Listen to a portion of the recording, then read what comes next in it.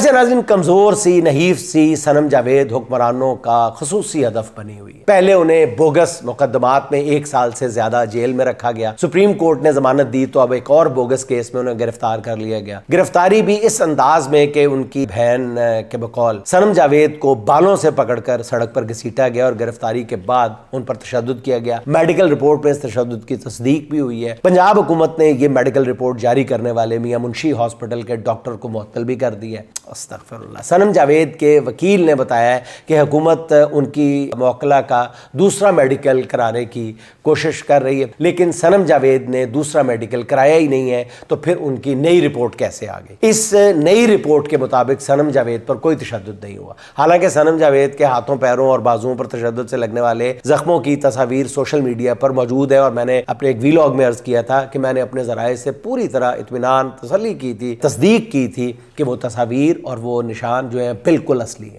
اب صنم جاوید کا یہ کہنا ہے کہ انہیں جیل کی جس چکی میں رکھا گیا ہے وہاں 8 خواتین اور 6 چارپائی ہیں، وہاں قتل کے الزام میں نامزد ایک خاتون ہے جس کا جسمانی ریمانڈ 3 دن کا ہوا ہے، جبکہ میرا 6 دن کا ہوا ہے۔ اب صنم جاوید بھی جانتی ہیں کہ انہیں عہدے اور اختیار کے خمار میں مبتلا کس خاتون یا کن خواتین کی انا کو تسکین پہنچانے کے لیے تختہ مشق بنایا جا رہا ہے۔